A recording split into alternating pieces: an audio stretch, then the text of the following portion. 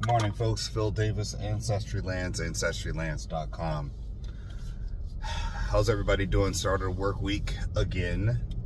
It's a never-ending cycle. We're going to jump into it today because, despite it being an early morning, we all got to start our day. And you can choose how you start your day. You can start your day and everything can be glum and dumb and it's a bore, a chore. You could be that way. You can choose to be that way. But again, remember, part of the day is you determining how you're going to start.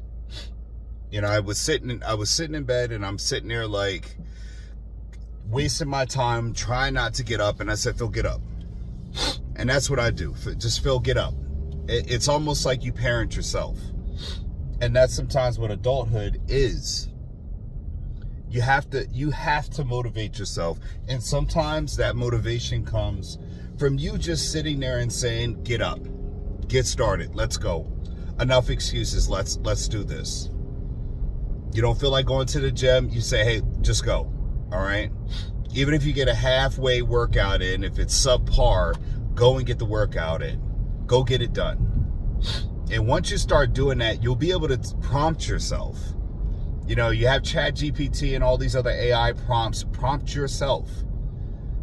You don't have to submit to laziness. You don't. You actually can be its master. And that's one thing that definitely we talk about in this channel is getting things done and getting the things done and out of the way. That's one model that I can say to young men and women is when you are growing up and you're in teenage years going into adulthood, part of being efficient in life is being able to get things done and get them out the way. And generally, it's just not leaving something for tomorrow because, again, you got to remember the bar is set so damn low that a lot of people don't get stuff done at all. They procrastinate, they waste time, they complain, bitch and moan, and they do that all the way up until the deadline comes. And then what you see is they're trying to do this something that is a last minute ditch effort to try to submit something productive and say that they did work. And the other thing is you have to concern yourself with is the feeling of you're doing all the work. That comes with that productivity, that high level productivity, especially when you're surrounded by people who tend to lean in not being productive. So you're gonna have to fight that sensation and understand that you are simply offering value, and you're amongst people who do not have the capability of mastering their own laziness. So you have to commit yourself or resign yourself to the fact that you're going to be always overworking people and outperforming people, and people are going to let you do more of the work naturally. But again, does that not benefit you in some way? That depends. That depends on the type of workload, whether your manager appreciates it or your boss appreciates it. But again, yet and still, there's a mastery that comes out of that. And when I say a mastery that comes out of that, I'm talking about the simple fact that you actually can speak to the components of your job and you can define what value you bring. So when raises and increasing in money comes, you can argue for it. Because a lot of people want raises because they've been at a place for a certain amount of time, when realistically raises are based upon your value and productivity. You can't just do your job and expect a raise. That's why you get the minimal raises that you get that are in small percentages that don't really amount to much. That's what those raises are for. They're ways that they make sure that you don't stay stagnant because they throw 0.06% at you. Or they throw a 2% raise and everybody's like, wow, 2%. And no one actually does the math on what the average % raise is. And they don't tax that up against versus inflation on goods and services and items. Because if you did that math, they weren't paying you shit. Right? But no one does that hard math. And you have unions arguing for, we got a 5% rate increase. And how much does that average up to? a dollar? Okay, all right, got it. Well, bread's gone up $2, so thanks. I'm halfway still in debt, right? So whip-de-doo, thank you. And they argue like, well, if it was so easy, then you could do it. Well, you accepted the position and the authority, then you have to accept the responsibility to bring home more of an increase than that, or maybe you just don't want to. Maybe there's some incentive why you're not doing it. So with that being said, your union will only do so much as well. I've been in unions. I've been in one of the biggest nursing unions that there is in this country, and I still have seen the same things happening. People saying, what do we get 1 year? We got 12% over like 4 years, and then they broke up the percent. It's California now, so just look how this blue math goes. And I think it was 12% over 4 years. And then what they did was they broke it down even further to say that some of the percentages were like, okay, so that's 4 years, that's 3% every year. And then they would say in year one, you get a 2% bonus at the end of the year. So they would just pay one lump sum out at the end of the year for 2%, which means that your actual increase on your hourly was 1%. It's the stupidest thing in the world, because everyone was like, yeah, 12%. And no one actually took a pencil and paper and started, like when we voted on that, I didn't see anyone writing down pencil and paper when they said 12%. No one wrote anything down. No one was sitting there with a calculator saying, let me put this in and see how much of a raise I'm really getting. No one could. There was no displays on the monitor saying, here's how we have decided to fight for raises, So I just say that because, again, you're going to have to rely on yourself to create your value. You really are. You're going to have to rely on yourself for a lot of things to get ahead in the world, even when you have a family. As a leader, I talked about in a video before, good leadership requires good followership. And the reason being is that in order to lead effectively, you need people who can be deployed at your command. You can't be in constant arguments with someone who is fighting you along the way when you issue out an order. And I've told my wife this all the time, if you have a problem with following leadership, then maybe you need to find a different leader, or you need to be a leader yourself. But you still will have the same requirements of those around you, which you are under now. You still will need people to do as you say when you issue out orders or demands or commands. And people don't like that terminology. I don't really care, man. It's time to grow up. When you're a leader, you're giving out orders to people or instructions on how to perform or do certain things at your behest. You're implementing instructions may not be clear to the people in your camp. They may not understand the orders, but their job is to follow the orders. Because again, if they want to lead, their effective leadership will be determined by the followers that they have, the people under their guides. I mean, think about it. When you're a parent, a part of being a parent is how your kids turn out. Your ability to control your children, your ability to have your children effectively listen to your instructions, even when they are in or out of line. And people do judge you based upon your children's conduct with and without your presence. You are judged on that as a parent. If you ever want to hear more gossip being talked about a person, get around a bunch of parents and let one of them have a bad kid. Get in front of family members and let them have one kid who is off, a little bit to the left. You'll hear all the rumblings. It won't be loud, but you'll hear all the rumblings, this, and this. And let you have another kid in there that is like, they're just sharp. A lot of people especially the older generation, they're going to speak highly of, they're going to favor to, they're going to look in that direction to surround themselves with that child and that parent, that family. So again, your leadership as a parent is reflecting upon that, and your children's response to your leadership. The more effective you are, the more you are a parent, and the children have a framework, because don't forget, you're dealing with Piaget's model, where the children go through certain developmental stages and they still do respond to that leadership. Children become more independent, but they are not independent of your authority. Because again, what your job as a parent is to instruct them on, they only are experimenting with independence. They are not independent because they are still not ready for life. They still are not ready for the responsibilities in life. They have not mastered the basic necessities to have the foundational skills, the technicality, the expertise to be able to operate independent from you. They still need instruction.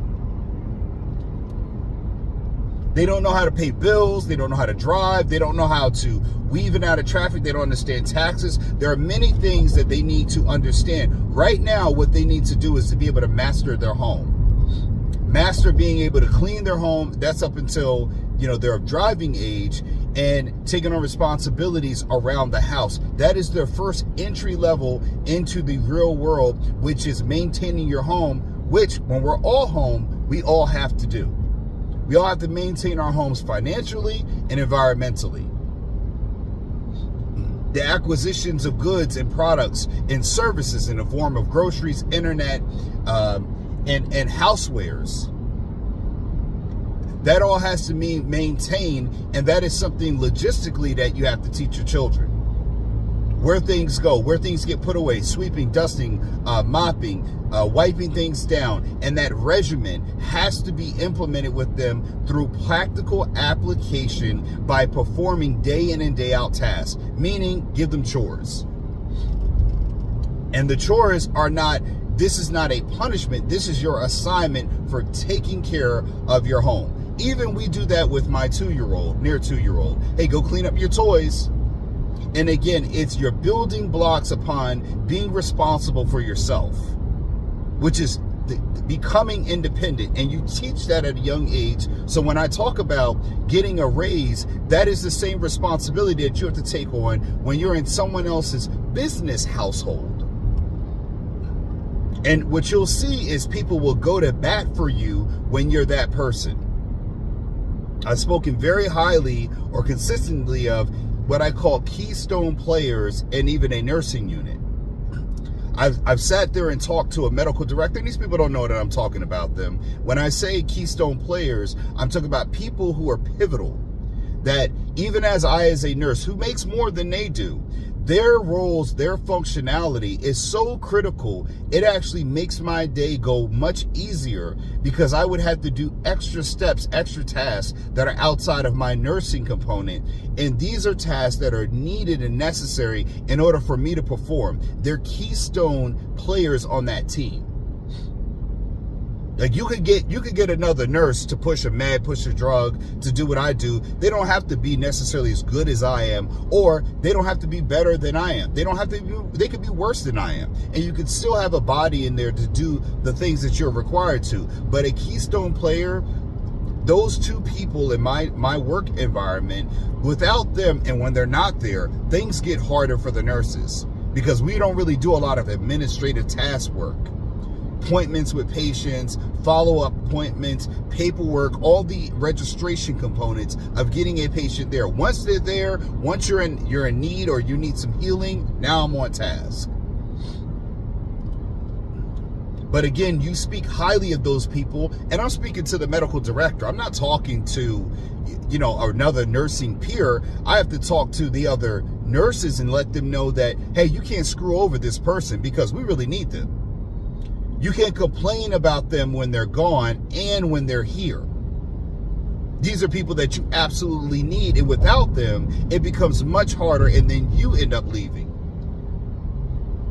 So again, even in a business household, it needs to run and operate the same way. But again, you have to make sure that when those keystone players are gone, that you're able to operate for yourself. When the computer system goes down, you have to be able to still document and organize yourself in a certain way so you don't lose the data that you're supposed to collect for your job. So again, when we're looking at how you organize yourself, you have to create value.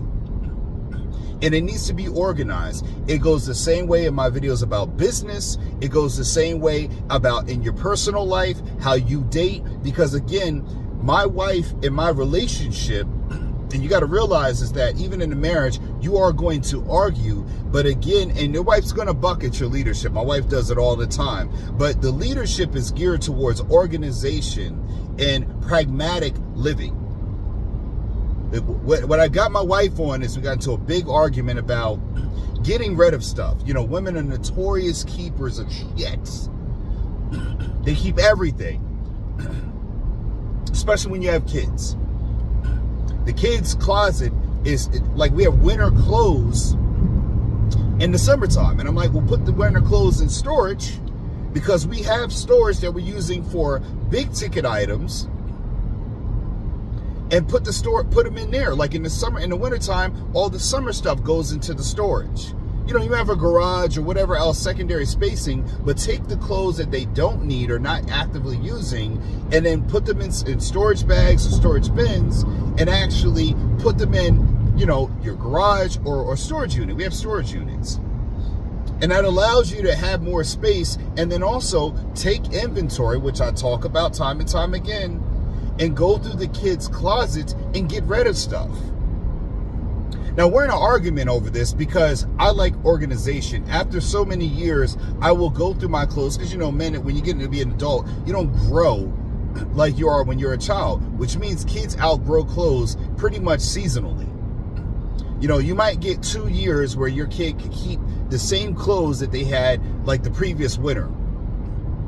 And a lot of things you probably will never use again. But again, you got to have a schedule within yourself to go through and say, okay, the weather's breaking. Now it's time to get the winter stuff into storage and bring out all the summer stuff. So you change it out.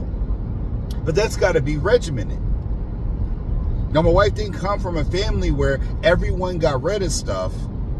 Everything's a keepsake. I mean, it's damn near down to toilet paper, the first diaper, the first baby poop, the first, you know, bib that the baby threw up on. It becomes so overwhelming that I don't like the clutter. I like organization. I like clear pathways. Even kids with toys, you get rid of the toys as the kids age out of the toys. You get rid of them. So, and you have to be forceful with the demand for organization, because if not, your kids will take on one of the two personalities. They're already naturally, biologically prone to follow or identify, or they're going to exhibit some of the base traits of one of the parents. And your job is to blend it in more and make sure that if you are the leader, you want them to follow your leadership. And again, trying to be nice about it is not always, I don't believe it's an effective way of doing it, because as a parent, you're in a hierarchical role until you become an elderly person where your child is now more cognitively responsible than you are. So again, when you're dealing with a child, an adult is hierarchically higher than a child. And we need to not be afraid of that, because we think that we're trying to appeal to their feelings. You're not appealing to their feelings, because a child ultimately wants to be led. Children who do not have effective leadership and well-defined leadership, well roles, and they're in an environment where they can master their environment because they have control. When I say control, it means that they understand their roles and responsibilities.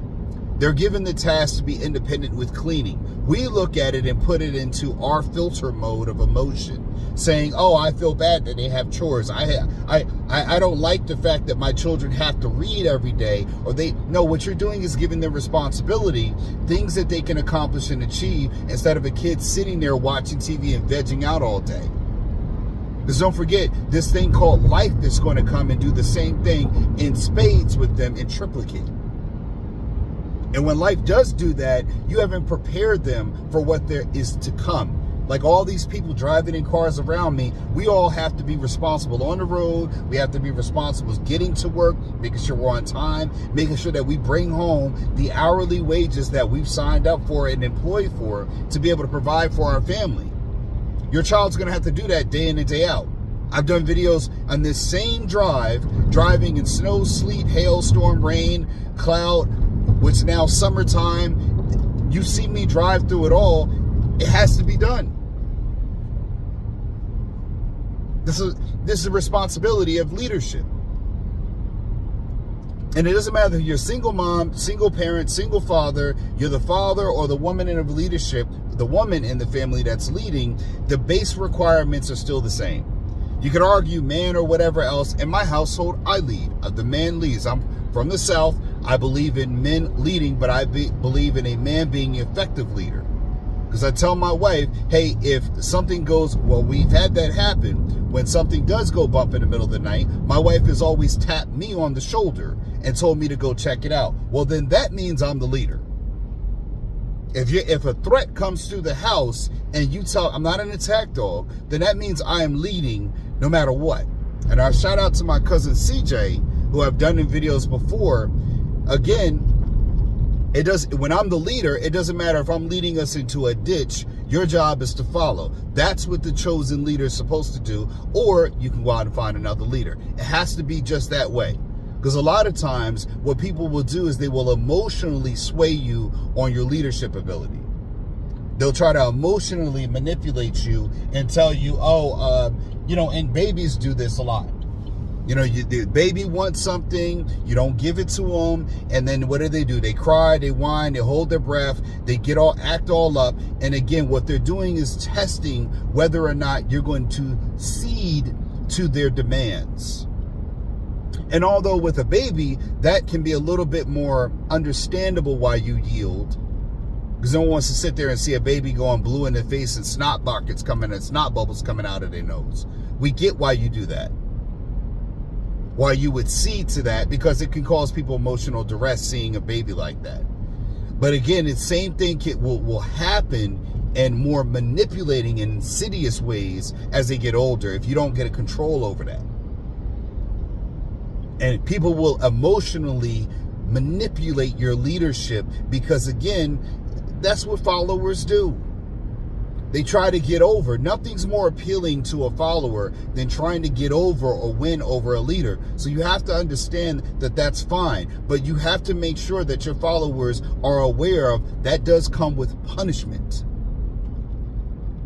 That does come with a qualified outcome in the form of discipline or reprimand or whatever it is. But you have to understand and let people know they will be punished for crossing you, for trying that. Now, sometimes as a leader, it's good to allow them to win. My father's told me that before. You got to let people win, Phillip. And I said, yeah, I can, but I will decide when they win. It won't be you and it won't be them. I'll decide. And winning shouldn't feel like it's done every day. Winning over a leader should feel like it's a monumental achievement. Like, I don't let my kids winning games just because they're my kids. My kids like playing with me because I present them a challenge to overcome. And when they overcome, they may not overcome it again until another time, but they understand that when they do overcome me, when they beat me in a game or beat me in a whatever, they understand that they've done it by their own merit. And it is their true victory. But again, that is the effect of leadership. I'm meant to be, you have to beat me by your hard work, your wit, everything you've got has to be on the line to overcome me. But a lot of times, like what my wife has told me, she's admitted to me, is that she wants to lead from that back seat there. She wants to tell me how to drive and go left, go right. And when it goes wrong, I'll be held responsible because I'm driving, not because I took her suggestion. And when you have a person like that, that's fine. I mean, that's what a woman wants. And that means, again, that I'm still in the front seat. But what I have to make sure is that I make sure if she does give me a suggestion, which I do take from time to time, that I qualify the suggestion. You see a lot of men out here, they treat their wives like puppies. Not like a woman who's with a man.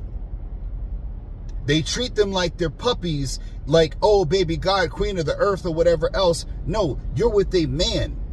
A lion does not purr when it's around a female lion. The female lion purrs when it's around the male lion, when she wants something. And when she growls or is calling for the male lion, he knows he's either got to fight or he's got to, you know what I mean. Or he's got to make his presence known to establish order in the pride.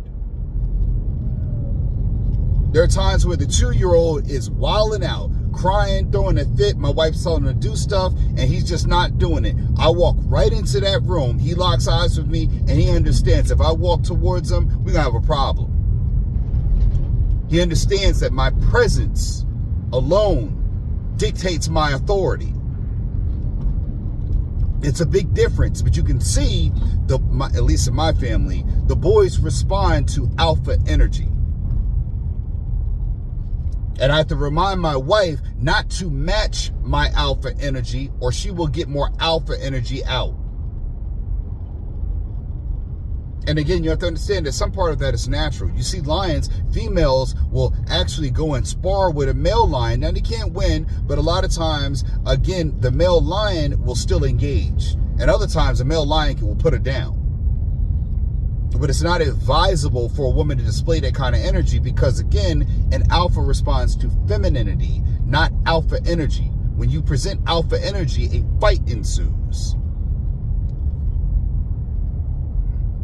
So again, what I'm going to tell you is that you have to be resolute within yourself. You might look at what this video is all about, and again, it's speaking on the points of how you have to be resolute within yourself. You got to understand that you have to create your own value, and you've got to maintain your value and defend your value. And defending your value is not telling people how much you're worth. It's by others validating your value. I'm going to leave it with that. And again, I hope this video resonates with younger men and women, but you have to take inventory. You've got to start creating your value. And the way you can test it out is if you were objectively looking for a person to run your business or fill out a job application for a job that you create a job description. And if you interviewed a person that had your same exact skills that you're looking to say, oh, well, here's what my value add. Again, like I tell my wife, you cook and clean. Can that not be done by a housekeeper or a private chef? If I have the money to pay for that, then it's not a value as a person to the same person that has no arms and no legs. Because a person who can't walk a person can't lift up a spoon finds value in a person that can clean for them, different than a person who can afford a maid, right?